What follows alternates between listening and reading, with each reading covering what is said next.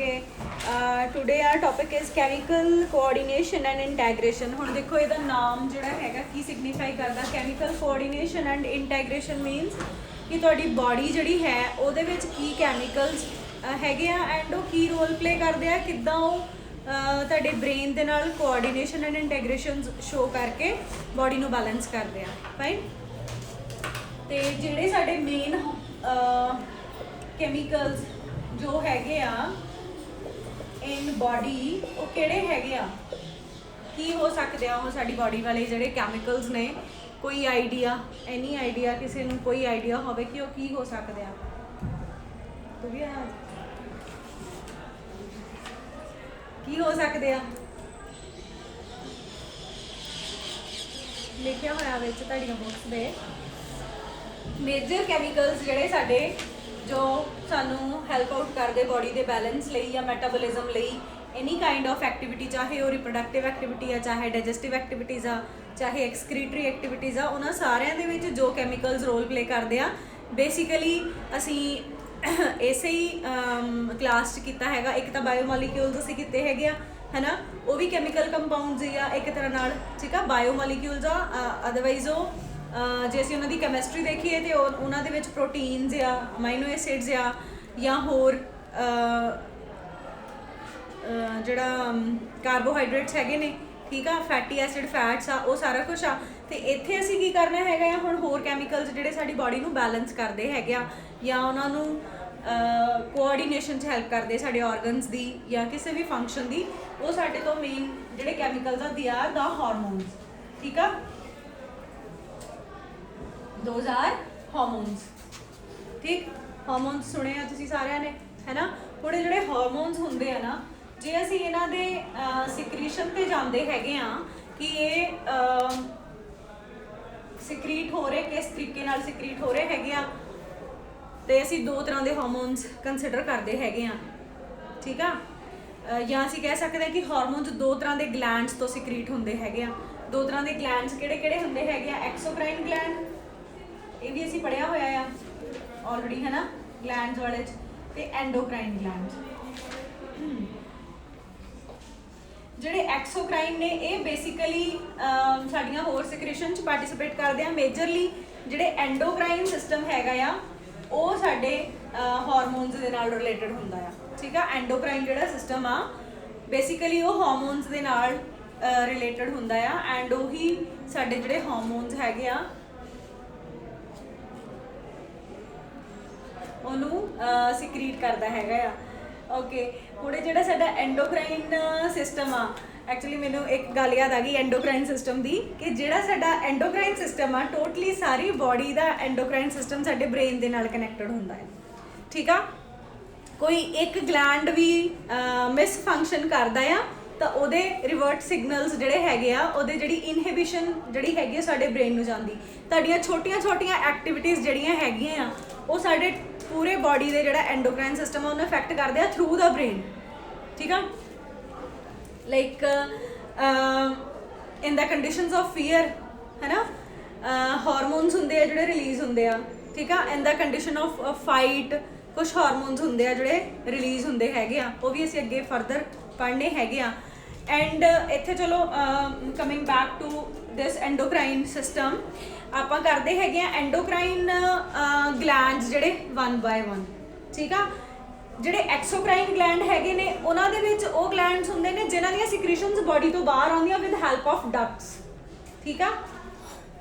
With help of ਇਹਨਾਂ ਨੂੰ ਅਸੀਂ ਡਕਟਡ ਗਲੈਂਡਸ ਕਹਿੰਦੇ ਹੈਗੇ ਆ, ducted glands and these are the ductless glands, ਠੀਕ ਆ। ਇਹ ਸਿੱਧੀਆਂ ਬੋਡੀ 'ਚ ਡਿਫਿਊਜ਼ ਹੁੰਦੀਆਂ, ਬਲੱਡ 'ਚ ਡਿਫਿਊਜ਼ ਹੁੰਦੀਆਂ ਸਿਕ੍ਰੀਸ਼ਨਸ, बट ये जोड़े है विद डक्ट होंदियां आ। एंड एक साडे तो थर्ड जोड़ा मिक्सचर ऑफ दीज टू है वो होंदे आ हेटेरोक्राइन ग्लैंड्स, ठीक आ।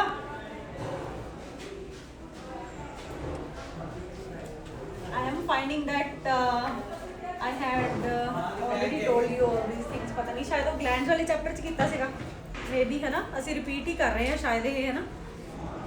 हेटेरोक्राइन ग्लैंड का मतलब हुंदा जिहड़ा एंडोक्राइन एंड एक्सोक्राइन दोनों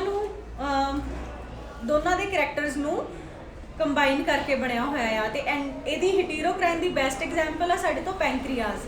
ਠੀਕ ਆ, ਪੈਂਕਰੀਆਸ ਦੇ ਬਾਰੇ ਚ ਤੁਸੀਂ ਸੁਣਿਆ ਹੋਊਗਾ, ਸ਼ਾਇਦ ਸੁਣਿਆ ਆ ਕਿ ਨਹੀਂ ਸੁਣਿਆ? ਨੋ? ਯੈਸ ਯੈਸ ਔਰ ਨੋ? ਪੈਂਕਰੀਆਸ ਬਹੁਤ ਜ਼ਿਆਦਾ ਇੰਪੋਰਟੈਂਟ ਹਾਰਮੋਨ ਇਨਸੂਲਿਨ ਤੇ ਗਲੂਕਾਗੋਨ ਰਿਲੀਜ਼ ਕਰਦਾ ਹੈਗਾ ਆ। ਠੀਕ ਆ, ਇਨਸੂਲਿਨ ਐਂਡ ਗਲੂਕਾਗੋਨ, ਇਹ ਜਿਹੜੇ ਹਾਰਮੋਨਸ ਆ ਇਹ ਬਹੁਤ ਇੰਪੋਰਟੈਂਟ ਹਾਰਮੋਨਸ ਆ ਸਾਡੇ ਫਿਜ਼ੀਓਲੋਜੀਕਲ ਪ੍ਰੋਸੈਸਿਸ ਦੇ ਵਿੱਚ।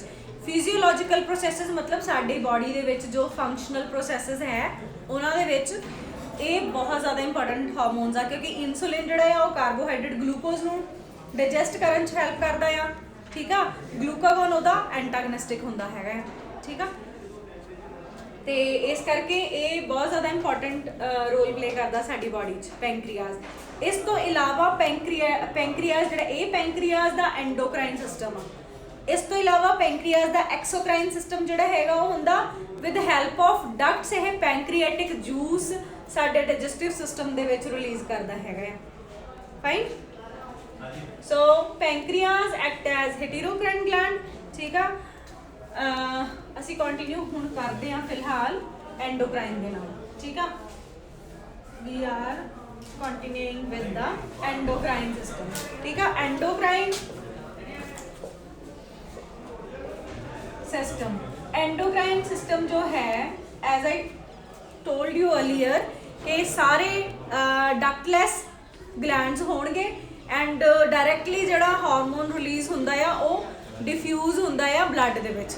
ठीक है, हुण ये जिहड़े एंडोक्राइन हार्मोन्स ने इन्हां दी बेसिक नेचर ये साडे कोले तीन तरह दे हो सकदे हैगे आ। ठीक है, एक हो सकदे हैगे आ स्टीरॉइड्स।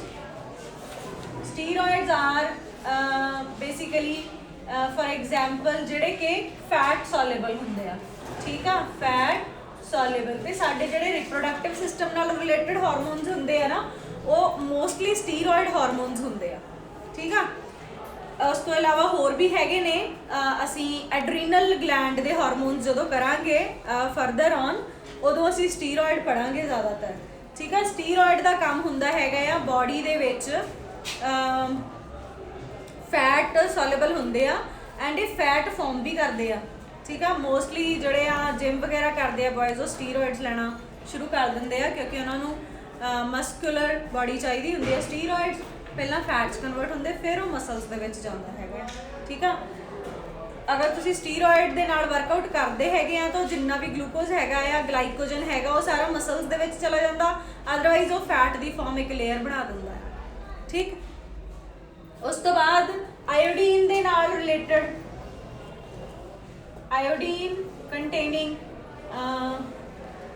हार्मोन्स ये जिहड़े हुंदे हैगे iodine containing hormone iodo hormones भी असीं इन्हां नूं कह दिंदे आ। ठीक आ, आयोडो हार्मोन्स ये बेसिकली साडे थायराइड सिस्टम दे नाल रिलेटेड हुंदे आ। तुसीं टीवी च एड्स भी देखी होनी आयोडाइज्ड सॉल्ट खाना चाहिए हैगा आ।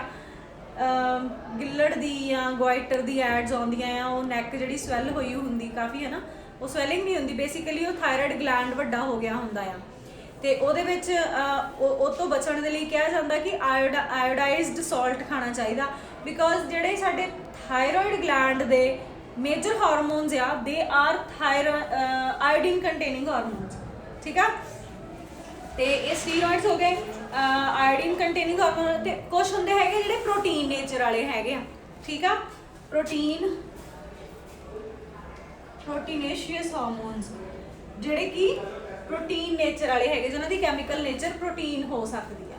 ठीक है, तो इन्होंने सारिਆਂ ਦੇ ਵਿੱਚੋਂ फर्स्ट ऑफ ऑल ਅਸੀਂ आयोडीन कंटेनिंग हार्मोन करने हैं। Thyroid gland is your the first topic in your book ਜਿਹਦੇ ਵਿੱਚ ਉਹਨੇ ਉਹਦੇ ਗਲੈਂਡ ਜਿਹੜੇ ਹੈਗੇ ਆ ਉਹ ਡਿਸਕਸ ਕੀਤੇ ਆ। ਸੋ ਫਰਸਟ ਸਾਡਾ ਜਿਹੜਾ ਗਲੈਂਡ ਹੈਗਾ ਉਹ ਹੈਗਾ ਕੀ ਆ थायराइड। ठीक है, थायराइड जिहड़ा ग्लैंड है जो असीं इहदे स्ट्रक्चर की गल करते हैं तो ये पिंकिश लोब्ड स्ट्रक्चर हैगा आ। ठीक है, बाइलोब्ड ही है ना एंड इदा छोटा जिहा ये बटरफ्लाई शेप का ਗਲੈਂਡ ਹੁੰਦਾ ਹੈਗਾ ਨੈਕ ਦੇ ਵਿੱਚ almost you can say in your neck it is present and ਇਸ ਥਾਇਰੋਇਡ ਦੇ ਉੱਤੇ ਛੋਟੇ ਛੋਟੇ ਪੀ ਮਟਰ ਦੇ ਦਾਣੇ ਦੀ ਤਰ੍ਹਾਂ 4 ਗਲੈਂਡਸ ਪਏ ਹੁੰਦੇ ਹੈਗੇ ਆ ਠੀਕ ਆ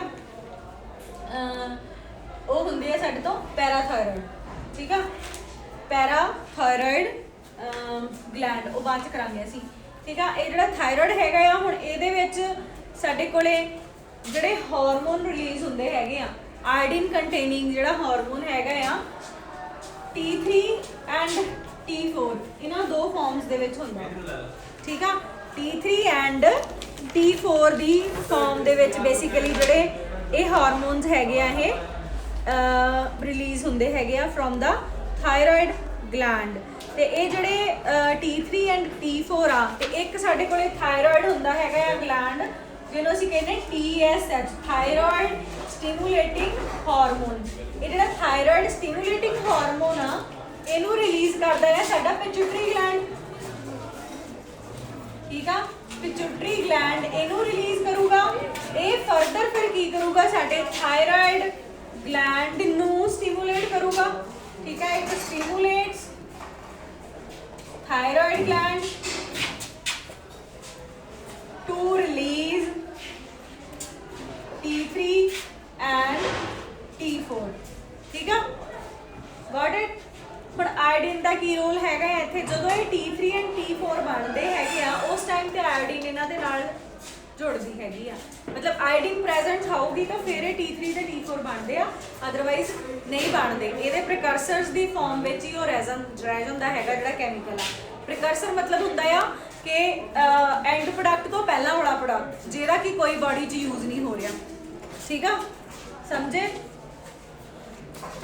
ਸੋ ਇਸ ਤਰੀਕੇ ਨਾਲ ਇਹ ਰਿਲੀਜ਼ ਹੁੰਦਾ ਆ ਐਂਡ ਆਇਓਡੀਨ ਮਿਲਦੀ ਹੈਗੀ ਆ ਤਾਂ ਫਿਰ ਹੀ ਇਹ T3 ਤੇ T4 ਜਿਹੜੇ ਬਣਦੇ ਆ ਥਾਇਰੋਇਡ ਗਲੈਂਡ ਦੇ ਵਿੱਚ ਅਦਰਵਾਈਜ਼ ਜਦੋਂ ਥਾਇਰੋਇਡ ਸਟਿਮੂਲੇਟਿੰਗ ਹਾਰਮੋਨ ਸਾਡੇ ਥਾਇਰੋਇਡ ਗਲੈਂਡ ਨੂੰ ਸਟਿਮੂਲੇਟ ਕਰਦਾ ਆ ਉਹਦੇ ਵਿੱਚ ਜਿਹੜੇ T3 ਐਂਡ T4 ਪ੍ਰੀਕਰਸਰਸ ਨੇ ਠੀਕ ਆ ਟੈਟਰਾ ਤੇ ਟਰਾਈ ਦੀ ਫਾਰਮ ਦੇ ਵਿੱਚ ਜਿਹੜੇ ਪ੍ਰੀਕਰਸਰਸ ਨੇ ਉਹ ਪ੍ਰੀਕਰਸਰਸ ਵਿਦਆਊਟ ਆਇਓਡੀਨ ਐਕਟ ਨਹੀਂ ਕਰ ਪਾਉਂਦੇ ਐਂਡ ਆ ਦੋਨੋਂ ਚੀਜ਼ਾਂ ਨਹੀਂ ਬਣਾ ਸਕਦੇ ਜੇ ਕੁਝ ਵੀ ਇੰਬੈਲੈਂਸ ਹੋ ਜਾਂਦਾ ਠੀਕ ਆ ਫॉर ਐਗਜ਼ਾਮਪਲ ਕਿ ਜਿਹੜਾ ਥਾਇਰੋਇਡ ਸਟਿਮੂਲੇਟਿੰਗ ਹਾਰਮੋਨ ਆ ਇਹ ਨਹੀਂ ਰਿਲੀਜ਼ ਹੋਇਆ ਪਿਚੂਟਰੀ ਗਲੈਂਡ ਔਰ ਉਹਦੇ ਨਾ ਰਿਲੀਜ਼ ਹੋਣ ਦੀ ਵਜ੍ਹਾ ਕੀ ਹੈਗੀ ਆ ਕੋਈ ਸਟ੍ਰੈਸ ਕਿਸੇ ਤਰ੍ਹਾਂ ਦੀ ਠੀਕ ਆ ਕੋਈ ਗਲਤ ਫੀਡਿੰਗ ਹੈਬਿਟਸ ਕੁਝ ਵੀ ਹੋ ਸਕਦਾ ਆ ਲੈਕ ਆਫ ਸਲੀਪ ਠੀਕ ਆ ਮੈਂਟਲ ਇੰਬੈਲੈਂਸ ਕਿਉਂਕਿ ਪਿਚੂਟਰੀ ਗਲੈਂਡ ਹੁੰਦਾ ਹੀ ਬ੍ਰੇਨ 'ਚ ਹੈ ਨਾ ਤੇ ਪਿਚੂਟਰੀ ਗਲੈਂਡ ਨੂੰ ਅਸੀਂ master gland of the body ਵੀ ਕਹਿੰਦੇ ਆ ਕਿਉਂਕਿ ਇਹ ਸਾਰੇ ਹੀ ਗਲੈਂਡਸ ਨੂੰ ਕੰਟਰੋਲ ਕਰਦਾ ਆ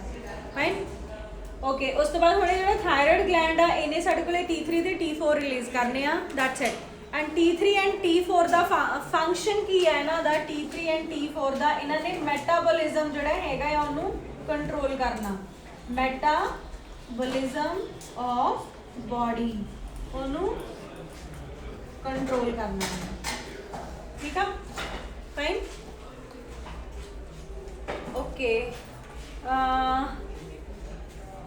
ਹੁਣ ਅਸੀਂ ਆਉਣੇ ਹੈਗੇ ਆ ਥਾਇਰੋਇਡ ਦੇ ਡਿਸਆਰਡਰਸ ਤੇ ਠੀਕ ਆ ਪਹਿਲਾਂ ਫੰਕਸ਼ਨਸ ਕਰ ਲੈਂਦੇ ਆ ਨਾ ਇਹਦੇ ਥਾਇਰੋਇਡ ਹਾਰਮੋਨਸ ਦੇ ਫੰਕਸ਼ਨਸ ਹੁਣੇ ਹਾਰਮੋਨਸ ਦਾ ਅਸੀਂ ਦੇਖ ਲਏ ਇਹ ਕੀ ਵਾਲੇ ਹਾਰਮੋਨਸ ਹੋਣਗੇ ਥਾਇਰੋਕਸਿਨ ਥਾਇਰੋਕੈਲਸੀਟੋਨਿਨ ਬੇਸਿਕਲੀ ਇਹ ਦੋ ਹਾਰਮੋਨਸ ਹੁੰਦੇ ਹੈਗੇ ਆ ਫੰਕਸ਼ਨਸ ਕੀ ਹੋਣਗੇ ਉਹਨਾਂ ਦੇ ਫੰਕਸ਼ਨਸ ਆਫ ਥਾਇਰੋਕਸਿਨ ਕਰ ਲਓ ਪਹਿਲਾਂ ਜਿਹੜਾ ਇਹ ਹਾਰਮੋਨ ਆ ਇਹ ਸਾਡੇ ਬੇਸਲ ਮੈਟਾਬੋਲਿਕ ਰੇਟ ਜਿਹੜਾ BMR ਰੇਟ ਜਿਹੜਾ ਹੈਗਾ ਬਾਡੀ ਦਾ ਉਹਨੂੰ ਕੰਟਰੋਲ ਕਰਦਾ ਹੈ ਠੀਕ ਆ ਉਹਨੂੰ ਕੰਟਰੋਲ ਕਰਦਾ ਫਿਰ ਜੇ ਇਹਦਾ ਲੈਵਲ ਲੋ ਹੋ ਜਾਊਗਾ ਤਾਂ ਸਾਡਾ ਬੇਸਲ ਮੈਟਾਬੋਲਿਕ ਰੇਟ ਵੀ ਸਲੋ ਹੋ ਜਾਊਗਾ ਜੇ ਇਹਦਾ ਲੈਵਲ ਅਪ ਹੋ ਜਾਊਗਾ ਹਾਈ ਹੋ ਜਾਊਗਾ ਤੇ ਸਾਡਾ ਬੇਸਲ ਮੈਟਾਬੋਲਿਕ ਰੇਟ ਬਹੁਤ ਜ਼ਿਆਦਾ ਫਾਸਟ ਹੋ ਜਾਊਗਾ ਠੀਕ ਆ ਤੇ ਹੋਰ ਬਲੱਡ ਪ੍ਰੈਸ਼ਰ ਜਿਹੜਾ ਹੈਗਾ ਆ ਉਹਨੂੰ ਕੰਟਰੋਲ ਕਰਦਾ ਹੈਗਾ ਉਹਨੂੰ ਮੇਨਟੇਨ ਕਰਦਾ ਆ ਠੀਕ ਆ ਹਾਰਟ ਰੇਟ ਉਹਨੂੰ ਬੈਲੈਂਸ ਕਰਦਾ ਆ ਹੋਰ ਕੀ ਆ ਹੋਰ ਤੁਸੀਂ ਦੱਸ ਸਕਦੇ ਹੋ ਦੇਖ ਕੇ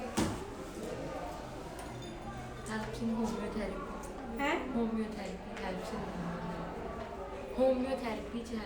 ਹੋਮਿਓਥਰਮੀ ਓਕੇ ਹੋਮਿਓਥਰਮੀ ਦੇ ਵਿੱਚ ਹੈਲਪ ਕਰਦਾ ਹੈਗਾ ਆ homeothermy what is homeothermy that is the maintenance of the temperature of body, ठीक है, according to the outer environment, fine, ठीक है।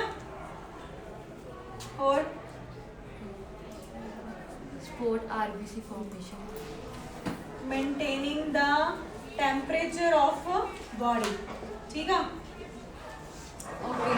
RBC फॉर्मेशन ਇਹਦੇ ਵਿੱਚ ਹੈਲਪ ਕਰਦਾ ਆ, ਬਸ ਦੈਟਸ ਇਟ। ਹੁਣ ਇਹ ਬਹੁਤ ਸਾਰੇ ਫੰਕਸ਼ਨਸ ਪਰਫਾਰਮ ਕਰਦਾ, ਤੇ ਇਹ ਸਾਰੇ ਜਿੰਨੇ ਵੀ ਫੰਕਸ਼ਨਸ ਹੈਗੇ ਬਹੁਤ ਜ਼ਿਆਦਾ ਇੰਪੋਰਟੈਂਟ ਆ ਬੋਡੀ ਦੇ ਲਈ, ਠੀਕ ਆ। RBC ਦਾ ਬਣਨਾ ਵੀ ਜ਼ਰੂਰੀ ਆ, ਬੋਡੀ ਦਾ ਟੈਂਪਰੇਚਰ ਮੇਨਟੇਨ ਹੋਣਾ ਵੀ ਜ਼ਰੂਰੀ ਆ, ਹਾਰਟ ਰੇਟ ਤੇ ਬਲੱਡ ਪ੍ਰੈਸ਼ਰ ਵੀ ਬੈਲੈਂਸ ਰਹਿਣਾ ਜ਼ਰੂਰੀ ਆ, ਤੇ ਜਿਹੜਾ ਮੈਟਾਬੋਲਿਕ ਰੇਟ ਹੈਗਾ ਆ ਬੋਡੀ ਦਾ ਉਹ ਵੀ ਬੈਲੈਂਸ ਰਹਿਣਾ ਜ਼ਰੂਰੀ ਆ। ਇਹਨਾਂ 'ਚੋਂ ਕੋਈ ਇੱਕ ਚੀਜ਼ ਵੀ ਇਨਬੈਲੈਂਸ ਹੋ ਜਾਂਦੀ ਹੈ ਤੇ ਤੁਸੀਂ ਸਰਵਾਈਵ ਨਹੀਂ ਕਰ ਸਕਦੇ, ਠੀਕ ਆ। ਸੋ ਇਹਦਾ ਬਹੁਤ ਇੰਪੋਰਟੈਂਟ ਰੋਲ ਹੈਗਾ ਸਾਡੇ ਲਾਈਫ ਦੇ ਵਿੱਚ। ਐਂਡ ਲਾਈਫ ਸਟਾਈਲ ਡਿਜ਼ੀਜ਼ ਹੈਗੀ ਆ ਅੱਜ ਕੱਲ੍ਹ ਹਾਈਪਰ ਜਾਂ ਹਾਈਪੋਥਾਇਰਾਇਡਿਜ਼ਮ, ਕਿਉਂਕਿ ਤੁਹਾਡੀਆਂ ਫੀਡਿੰਗ ਹੈਬਿਟਸ ਜਿਹੜੀਆਂ ਉਹ ਇਫੈਕਟ ਕਰਦੀਆਂ ਡਾਇਰੈਕਟਲੀ ਇਨਡਾਇਰੈਕਟਲੀ ਥਾਇਰਾਇਡ ਗਲੈਂਡ ਨੂੰ, ਠੀਕ ਆ। ਹੁਣ ਆ ਜਾਓ ਇਹਦੇ ਡਿਸਆਰਡਰਸ ਤੇ, ਠੀਕ ਆ। ਡਿਸਆਰਡਰਸ ਆਫ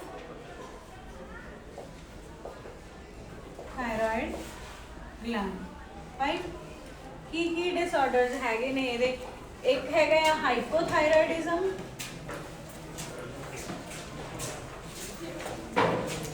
ਇੱਕ ਹੈਗਾ ਆ ਹਾਈਪਰਥਾਇਰਾਇਡਿਜ਼ਮ।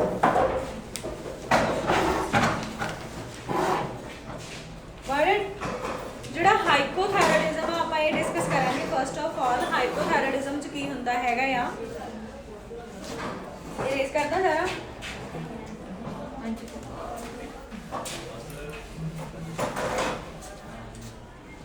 हाइपोथायराइडिज्म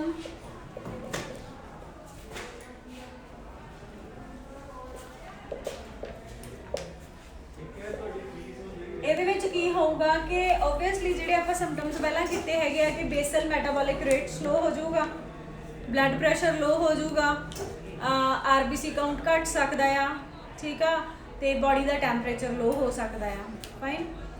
ਤੇ ਹੁਣ ਇੱਥੇ ਸਾਡੇ ਕੋਲੇ ਹਾਈਪੋਥਾਇਰਾਇਡਿਜ਼ਮ ਜਿਹੜਾ ਹੈ ਇਹਦੇ ਵਿੱਚ ਇਹਨੇ ਕਿਹਾ ਇਹਦੇ ਰੀਜ਼ਨਸ ਕੀ ਹੋ ਸਕਦੇ ਆ, ਇਹਦੇ ਰੀਜ਼ਨਸ ਕੀ ਹੋ ਸਕਦੇ ਆ। ਪਹਿਲਾ ਰੀਜ਼ਨ ਤਾਂ ਇਹੀ ਹੋ ਸਕਦਾ ਕਿ ਤੁਹਾਡਾ ਬ੍ਰੇਨ ਜਿਹੜਾ ਹੈਗਾ ਉਹ TSH ਜਿਹੜਾ ਹੈ ਉਹਨੂੰ ਪ੍ਰੋਪਰਲੀ ਡਿਲੀਵਰ ਨਹੀਂ ਕਰ ਰਿਹਾ, ਮਤਲਬ ਲੋ ਲੈਵਲ ਆਫ ਜਾਂ ਡਿਕਰੀਜ਼ਡ secretion of thyroid stimulating hormone from the brain या from the pituitary gland, ठीक है।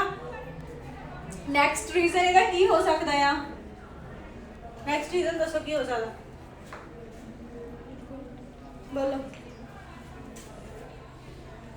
decreased iodine intake in the diet, decreased iodine intake in diet, ਇਹ ਲਾਈਫਸਟਾਈਲ ਆ, ਠੀਕ ਆ। ਜੇ ਤੁਸੀਂ ਆਇਓਡੀਨ ਪ੍ਰੋਪਰ ਨਹੀਂ ਲੈ ਰਹੇ ਹੈਗੇ ਤਾਂ ਫਿਰ ਉਹ ਕੀ ਕਰੂਗਾ, ਇਹਦਾ decreased intake of iodine will ਕਾਜ਼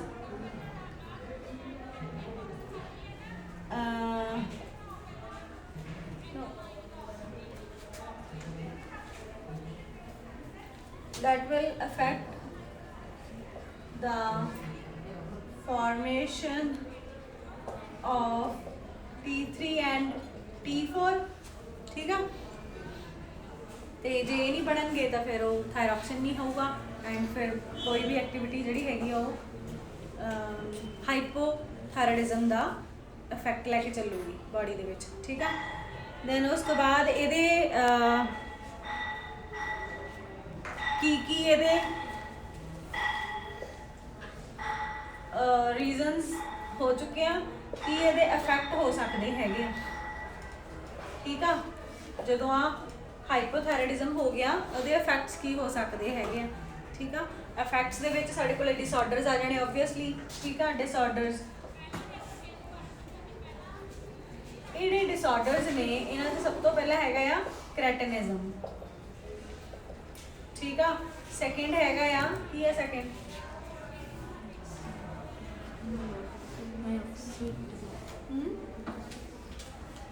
ਕ੍ਰੈਟਿਨਿਜ਼ਮ ਆ, ਦੈਨ ਮਿਕਸੋਡੀਮਾ ਆ, ਦੈਨ ਗੋਇਟਰ ਆ, ਦੈਨ ਹੈਸ਼ੀਮੋਟੋਸ ਡਿਜ਼ੀਜ਼ ਆ, ਹੈ ਨਾ। ਕ੍ਰੈਟਿਨਿਜ਼ਮ ਆ, ਮਿਕਸੋਡੀਮਾ, then goiter and Hashimoto disease। ਹੁਣ ਕ੍ਰੈਟਿਨਿਜ਼ਮ ਜਿਹੜਾ ਹੈਗਾ ਉਹਦੇ ਵਿੱਚ ਕੀ ਹੁੰਦਾ ਆ, ਕ੍ਰੈਟਿਨਿਜ਼ਮ ਦੇ ਵਿੱਚ ਕਹਿੰਦਾ ਬੇਸਿਕਲੀ ਇਹ ਬੱਚਿਆਂ 'ਚ ਹੁੰਦਾ ਆ, ਠੀਕ ਆ। C for cretinism, C for children. Cretinism infants ਦੇ ਵਿੱਚ ਹੁੰਦਾ ਆ ਐਂਡ ਹਾਈਪੋਥਾਇਰੋਇਡਿਜ਼ਮ ਦੇ ਕਰਕੇ ਹੁੰਦਾ ਆ ਡਿਊਰਿੰਗ ਦਾ ਪ੍ਰੈਗਨੈਂਸੀ ਇਨ ਮਦਰ। ਜਦੋਂ ਮਦਰ ਦੇ ਵਿੱਚ ਜਿਹੜੀ ਹਾਈਪੋਥਾਇਰੋਇਡਿਜ਼ਮ ਚੱਲ ਰਿਹਾ ਆ ਡਿਊਰਿੰਗ ਦਾ ਪ੍ਰੈਗਨੈਂਸੀ, ਉਸ ਤੋਂ ਬਾਅਦ ਜਿਹੜਾ ਚਾਈਲਡ ਪ੍ਰੋਡਿਊਸ ਹੁੰਦਾ ਉਹ ਵਿਦ ਕ੍ਰੈਟਿਨਿਜ਼ਮ ਪ੍ਰੋਡਿਊਸ ਹੋ ਸਕਦਾ ਆ, ਠੀਕ ਆ। ਉਹਨਾਂ ਦਾ ਬੇਸਲ ਮੈਟਾਬੋਲਿਕ ਰੇਟ ਜਿਹੜਾ ਹੈਗਾ ਉਹ 50% ਲੋ ਹੋ ਜਾਂਦਾ ਆ। ਬਾਡੀ ਦਾ ਜਿਹੜਾ ਮੈਟਾਬੋਲਿਕ ਰੇਟ ਹੈ ਨਾ 50% ਘਟ ਜਾਂਦਾ ਆ ਉਹਨਾਂ ਚਿਲਡਰਨ ਦੇ ਵਿੱਚ। ਉਹਦੇ ਨਾਲ ਫਿਰ ਕੀ ਫਰਕ ਪੈਂਦਾ ਆ ਕਿ ਉਹਨਾਂ ਦੀ ਸਟੰਟਡ ਗਰੋਥ ਹੁੰਦੀ ਆ, ਠੀਕ ਆ। ਉਹਨਾਂ ਦੀ ਗਰੋਥ ਇਫੈਕਟ ਹੋ ਜਾਂਦੀ ਆ, ਮਤਲਬ ਉਹਨਾਂ ਦੀ ਹਾਈਟ ਜ਼ਿਆਦਾ ਨਹੀਂ ਵੱਧਦੀ ਹੈਗੀ, ਠੀਕ ਆ। IQ ਲੈਵਲ ਘਟ ਜਾਂਦਾ ਹੈਗਾ ਆ ਉਹਨਾਂ ਦਾ, ਠੀਕ ਆ। ਬਿਕਾਜ਼ IQ ਲੈਵਲ ਜਿਹੜਾ ਹੈਗਾ ਆ ਉਹਨੂੰ ਵੀ ਥਾਇਰਾਇਡ ਗਲੈਂਡ ਸਾਡਾ ਇਫੈਕਟ ਕਰਦਾ ਆ, ਠੀਕ। ਤੇ ਡਿਲੇਡ ਪਿਊਬਰਟੀ ਆ, ਬਾਡੀ ਦਾ ਟੈਂਪਰੇਚਰ ਲੋ ਆ, ਕਿਉਂਕਿ ਅਸੀਂ ਹੋਮਿਓਥਰਮੀ ਕਰ ਚੁੱਕੇ ਆ ਕਿ ਵੀ ਇਹ ਹੋਮਿਓਥਰਮੀ ਜਿਹੜੀ ਆ ਉਹਨੂੰ ਮੇਨਟੇਨ ਕਰਦਾ ਆ ਇਹ ਵਾਲਾ ਗਲੈਂਡ, ਠੀਕ ਆ। ਫਿਰ ਤੁਹਾਨੂੰ ਇਹਦੇ ਜੇ ਤੁਹਾਨੂੰ ਇਹਦੇ ਰੀਜ਼ਨਸ ਪਤਾ ਹੋਣਗੇ ਨਾ, ਇਹਦੇ ਫੰਕਸ਼ਨਸ ਪਤਾ ਹੋਣਗੇ, ਦੈਨ ਈਵਨ ਤੁਸੀਂ ਇਹਨੂੰ ਡਿਸਕ੍ਰਾਈਬ ਕਰ ਸਕਦੇ ਆ, ਠੀਕ ਆ। ਇਹ ਭੁੱਲ ਵੀ ਜਾਂਦਾ ਹੈ ਤਾਂ ਇਹਨੂੰ ਆਪਣੇ ਕੋਲੋਂ ਡਿਸਕ੍ਰਾਈਬ ਕਰ ਸਕਦੇ ਆ, ਫਾਈਨ। ਉਸ ਤੋਂ ਬਾਅਦ ਇਹਦਾ heart rate, pulse rate, blood pressure, cardiac output ਸਾਰਾ ਕੁਝ ਲੋ ਹੋ ਜਾਂਦਾ। ਮੈਂ ਆਲਰੇਡੀ ਦੱਸਿਆ ਸੀਗਾ ਕਿ ਹਾਈਪੋਥਾਇਰੋਇਡਿਜ਼ਮ ਦੇ ਵਿੱਚ ਸਭ ਕੁਝ ਲੋ ਹੀ ਹੋਣਾ, ਚਾਹੇ ਉਹ ਅਡਲਟ ਵਿੱਚ ਆ ਚਾਹੇ ਉਹ ਚਿਲਡਰਨ 'ਚ ਆ। Got it.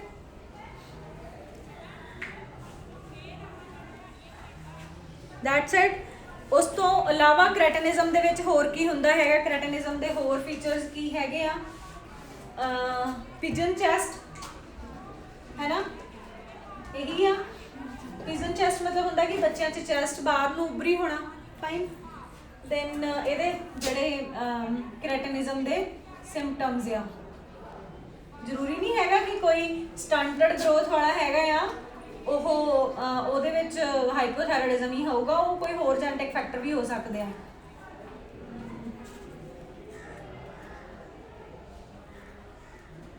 ਸਟੰਟਡ ਗਰੋਥ, ਦੈਨ ਹੋਰ ਕੀ ਸੀਗਾ, IQ ਲੈਵਲ, ਲੋ IQ ਲੈਵਲ, ਦੈਨ ਲੋ ਮੈਟਾਬੋਲਿਕ ਰੇਟ, ਲੋ ਬਾਡੀ ਟੈਂਪਰੇਚਰ। ਕਈ ਵਾਰੀ ਨਾ ਕੁਝ ਪਰਸਨਸ ਹੁੰਦੇ ਆ ਜਿਨ੍ਹਾਂ ਦਾ ਟੈਂਪਰੇਚਰ ਹਮੇਸ਼ਾ ਲੋ ਰਹਿੰਦਾ ਆ ਬਾਡੀ ਦਾ, ਮਤਲਬ ਉਹ ਜਿੰਨਾ ਸਾਡਾ ਨਾਰਮਲ ਹੋਣਾ ਚਾਹੀਦਾ ਨਾ 98.7 ਸਮਥਿੰਗ ਹੈ ਨਾ, ਜਾਂ 98.8 ਡਿਗਰੀ ਹੈ ਨਾ ਫਾਰਨਹੀਟ, ਉਸ ਤੋਂ ਲੋ ਰਹਿੰਦਾ ਹੈਗਾ ਆ। ਤੇ ਉਹ ਮਤਲਬ ਉਹਦਾ ਇੱਕ ਰੀਜ਼ਨ ਹੋ ਸਕਦਾ ਉਹਨਾਂ 'ਚ ਥਾਇਰਾਇਡ ਜਿਹੜਾ ਗਲੈਂਡ ਆ ਉਹ ਇੰਬੈਲੈਂਸ ਹੋਵੇ, ਠੀਕ ਆ। ਅਸੀਂ ਛੋਟੇ ਛੋਟੇ ਫੈਕਟਰਸ ਜਿਹੜੇ ਹੈਗੇ ਆ ਉਹਨਾਂ ਨੂੰ ਕੰਸੀਡਰ ਨਹੀਂ ਕਰਦੇ ਸਮ ਟਾਈਮ, ਬਟ ਇਹ ਜਿਹੜੇ ਇਫੈਕਟਸ ਹੈਗੇ ਆ ਉਹ ਬਾਡੀ 'ਚ ਆਲਰੇਡੀ ਸਰਵਾਈਵ ਕਰ ਚੁੱਕੇ ਹੁੰਦੇ ਆ। ਦੈਨ ਉਸ ਤੋਂ ਬਾਅਦ ਹੋਰ ਇਹਦੇ ਕੀ ਸਿੰਪਟਮਸ ਹੈਗੇ ਆ, ਪੋਟ ਬੈਲੀਡ ਚਿਲਡਰਨ, ਠੀਕ ਆ। ਮਤਲਬ ਪੋਟ ਲਾਈਕ ਬੈਲੀ, ਜਿੱਦਾਂ ਇੱਕ ਪੋਟ ਦੀ ਸ਼ੇਪ ਹੁੰਦੀ ਆ ਲਾਈਕ ਦਿਸ, ਇੱਕ ਆਹ ਤੁਹਾਡੇ ਕੋਲ ਇੱਕ ਪੋਟ ਹੁੰਦਾ ਹੈ ਨਾ, ਇਸ ਤਰ੍ਹਾਂ ਦੀ ਬੈਲੀ ਦਿਖਾਇਆ ਹੈ ਇਹਨਾਂ ਨੇ ਤੁਹਾਨੂੰ, ਇੱਕ ਨਾਰਮਲ ਚਾਈਲਡ ਐਂਡ ਇੱਕ ਕ੍ਰੈਟਿਨ ਚਾਈਲਡ, ਹੈ ਨਾ। ਤੇ ਓਕੇ, ਉਸ ਤੋਂ ਬਾਅਦ ਅੱਗੇ ਆ ਜਾਂਦੇ ਆ ਅਸੀਂ, ਇੱਕ ਪ੍ਰੋਟਰੂਡਿੰਗ ਟੰਗ ਵੀ ਹੋ ਸਕਦੀ ਹੈ ਜਦੋਂ ਜ਼ਿਆਦਾ ਇਹਦਾ ਲੈਵਲ ਲੋ ਆ ਨਾ, ਪ੍ਰੋਟਰੂਡਿੰਗ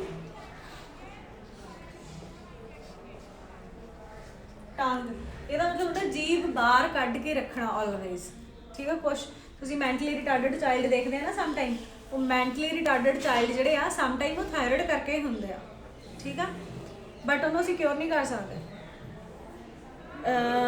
ਓਕੇ, ਨੈਕਸਟ ਆ ਜਾਂਦਾ ਸਾਡੇ ਤੋਂ ਜਿਹੜਾ ਅਗਲਾ ਡਿਸਆਰਡਰ ਹੈਗਾ ਆ ਉਹ ਆ ਜਾਂਦਾ ਹੈਗਾ ਆ myxedema. Second one is myxedema. Edema ਦਾ ਮਤਲਬ ਹੁੰਦਾ swelling, ਠੀਕ ਆ। ਤੇ ਫਿਰ myxedema obviously ਇਹ 'ਚ swelling ਹੋਊਗੀ, ਠੀਕ ਆ। It occurs due to the deficiency of thyroxine in the adults. Like cretinism, it also has low basal metabolic rate, body temperature, reduced heart rate, pulse rate, ਸਾਰਾ ਕੁਝ low ਆ ਇਹਦੇ ਵਿੱਚ ਵੀ। ਜਿੱਦਾਂ ਇਹਦੇ 'ਚ ਸੀਗਾ low basal metabolic rate, ਇਹ adults ਦੇ ਵਿੱਚ ਹੁੰਦੀ ਆ, ਠੀਕ ਆ। ਉਹ ਬੱਚਿਆਂ 'ਚ ਸੀਗੀ, ਇਹ adults ਦੇ ਵਿੱਚ ਆ। ਇਹ ਆਪਣੇ ਲਾਈਫਸਟਾਈਲ ਤੋਂ ਅਕਵਾਇਰ ਕੀਤੀ ਹੋਈ ਹੋ ਸਕਦੀ ਆ, ਠੀਕ ਆ। ਉਹ ਬੱਚਿਆਂ ਦੇ ਵਿੱਚ ਉਹਨੇ ਦੱਸ ਦਿੱਤਾ ਕਿ ਉਹ ਕਿਉਂ ਹੁੰਦੀ ਸੀਗੀ। ਲੋ ਬਲੱਡ ਪ੍ਰੈਸ਼ਰ, ਲੋ ਹਾਰਟ ਰੇਟ, ਉਹ ਸਾਰਾ ਕੁਝ ਸੇਮ ਹੀ ਰਹਿਣਾ ਹੈਗਾ ਇਹਦੇ ਵਿੱਚ ਵੀ, ਠੀਕ ਆ।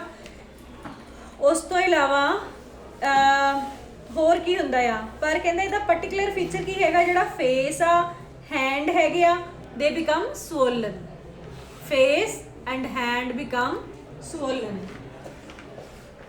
Face and hands become swollen, ठीक है।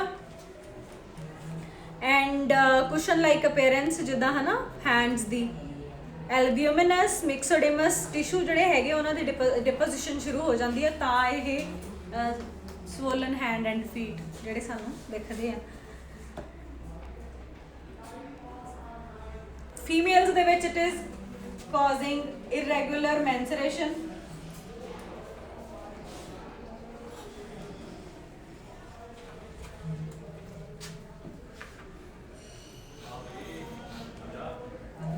and this is it about the myxedema, ठीक है। ਉਹਦੇ symptoms right, then ਸਾਡੇ ਤੋਂ ਇਹਨੂੰ erase ਕਰਦਾ ਥੱਲੇ ਵਾਲੇ ਨੂੰ, ਓਕੇ। ਇਸ ਤੋਂ ਇਲਾਵਾ ਸਾਡੇ ਤੋਂ ਕੀ ਆ, ਥਰਡ ਗਵਾਇਟਰ। ਗਵਾਇਟਰ ਦਾ ਤੁਸੀਂ ਨੋਟਿਸ ਵੀ ਕੀਤਾ ਹੋਣਾ ਹੈ ਨਾ, ਕੀਤਾ ਕਿਤੇ ਗਵਾਇਟਰ ਨੋਟਿਸ ਕਦੀ ਕਿਤੇ ਟੀਵੀ ਦੇ ਵਿੱਚ ਜਾਂ ਕੋਈ ਤੁਹਾਡੇ ਅਰਾਊਂਡ ਕੋਈ ਦਿਖਦਾ ਹੈਗਾ ਆ। ਨੈਕ ਇਹਨਾਂ ਦੀਆਂ ਨਾ ਸਵੋਲਨ ਹੋ ਜਾਂਦੀਆਂ, ਜਿੱਦਾਂ ਨਾਰਮਲ ਨੈਕ ਸਾਡੇ ਕੋਲੇ ਆਹ ਹੈਗੀ ਆ, ਹੈ ਨਾ, ਇਹਦੇ ਵਿੱਚ ਇਸ ਤਰ੍ਹਾਂ ਨੈਕ ਹੋ ਜਾਂਦੀ ਹੈਗੀ, ਠੀਕ ਆ। ਕਿਉਂ ਹੁੰਦੀ ਹੈਗੀ ਆ, ਬੇਸਿਕਲੀ ਕੀ ਹੁੰਦਾ ਆ, ਤੁਹਾਡਾ ਜਿਹੜਾ ਥਾਇਰਾਇਡ ਸਟਿਮੂਲੇਟਿੰਗ ਹਾਰਮੋਨ ਆ ਉਹ ਆ ਰਿਹਾ ਆ ਬ੍ਰੇਨ ਤੋਂ, ਹੈ ਨਾ, ਉਹ ਆ ਰਿਹਾ ਆ। ਤੇ ਉਹਨੇ ਪ੍ਰੀਕਰਸਰਸ ਵੀ T3 ਐਂਡ T4 ਪ੍ਰੀਕਰਸਰ ਫਾਰਮ ਕਰ ਲਏ, ਠੀਕ ਆ। ਇਹ ਫਾਰਮ ਕਰ ਲਏ, ਪਰ ਇਹਨਾਂ ਨੂੰ ਜਦੋਂ ਆਇਓਡੀਨ ਨਹੀਂ ਮਿਲਿਆ ਤੇ ਇਹਨਾਂ ਨੇ ਗਲੈਂਡ ਦੇ ਵਿੱਚ ਇਕੱਠੇ ਹੁੰਦੇ ਚਲੇ ਜਾਣਾ, ਠੀਕ ਆ। ਗਲੈਂਡ ਦੇ ਵਿੱਚ ਸਟੋਰ ਹੁੰਦੇ ਚਲੇ ਜਾਂਦੇ ਆ ਤੇ ਉਹਨੂੰ ਗਲੈਂਡ ਨੂੰ ਇਨਕਰੀਜ਼ ਕਰ ਦਿੰਦੇ ਆ ਸਾਈਜ਼ ਵਿੱਚ, ਠੀਕ ਆ। ਤੇ ਇਹਦੀ ਟ੍ਰੀਟਮੈਂਟ ਹੈਗੀ ਆ ਕਿ ਜਾਂ ਤਾਂ ਥਾਇਰਾਇਡ ਗਲੈਂਡ ਹੀ ਫਿਰ ਰਿਮੂਵ ਕਰ ਦਿੱਤਾ ਜਾਂਦਾ ਆ, ਜਾਂ ਫਿਰ ਕੀ ਹੁੰਦਾ ਹੈਗਾ ਆ ਕਿ ਇਹ ਥਾਇਰਾਇਡ ਗਲੈਂਡ ਦੇ ਵਿੱਚੋਂ ਇਹ ਜੋ ਵੀ ਉਹਦੀ ਐਕਿਊਮੂਲੇਸ਼ਨ ਹੋਈ ਆ ਉਹਨੂੰ ਇੰਜੈਕਸ਼ਨਸ ਦੀ ਹੈਲਪ ਨਾਲ ਕਿਉਰ ਕੀਤਾ ਜਾ ਸਕਦਾ ਹੈ, ਰਾਈਟ, ਸਰਜੀਕਲੀ ਠੀਕ ਕੀਤਾ ਜਾ ਸਕਦਾ। ਉਸ ਤੋਂ ਬਾਅਦ ਹੈਸ਼ੀਮੋਟੋ ਡਿਜ਼ੀਜ਼ ਆ। ਹੈਸ਼ੀਮੋਟੋ ਜਿਹੜੀ ਹੈ ਨਾ, ਇਹ ਇੱਕ ਆਟੋ ਇਮਿਊਨ ਥਾਇਰਾਇਡ ਡਿਜ਼ੀਜ਼ ਆ, ਠੀਕ ਆ। ਹੈਸ਼ੀਮੋਟੋ is autoimmune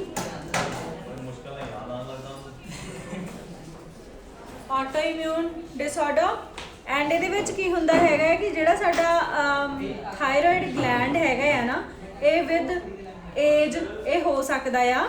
ਐਂਡ ਇਹਦੇ ਵਿੱਚ ਕੀ ਹੁੰਦਾ ਹੈਗਾ ਆ ਕਿ ਹਾਈਪੋਸਿਕ੍ਰੀਸ਼ਨ ਹੋ ਜਾਂਦੀ, ਥਾਇਰਾਇਡ ਗਲੈਂਡ ਦੀ ਬਹੁਤ ਹਾਈਪੋਸਿਕ੍ਰੀਸ਼ਨ ਹੋ ਗਈ। ਹਾਈਪੋਸਿਕ੍ਰੀਸ਼ਨ ਦੇ ਨਾਲ ਕੀ ਹੁੰਦਾ ਹੈ ਕਿ ਸਾਡਾ ਇਮਿਊਨ ਸਿਸਟਮ ਨਾ, ਮਤਲਬ ਇੰਨੀ ਲੋ ਸਿਕ੍ਰੀਸ਼ਨ ਆ ਕਿ ਸਾਡਾ ਇਮਿਊਨ ਸਿਸਟਮ ਉਹਨੂੰ ਇੱਕ ਫੋਰਨ ਬੋਡੀ ਕੰਸੀਡਰ ਕਰਨ ਲੱਗ ਜਾਂਦਾ ਆ ਥਾਇਰਾਇਡ ਗਲੈਂਡ ਨੂੰ।